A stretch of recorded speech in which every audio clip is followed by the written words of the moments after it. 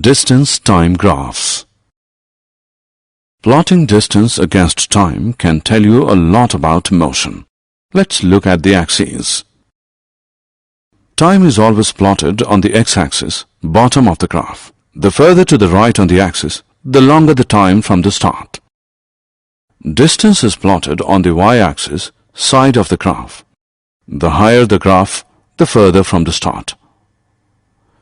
If an object is not moving, a horizontal line is shown on a distance-time graph. We can see that the time is increasing to the right, but its distance does not change. It is not moving. We say it is at rest. If an object is moving at a constant speed, it means it has the same increase in distance in a given time.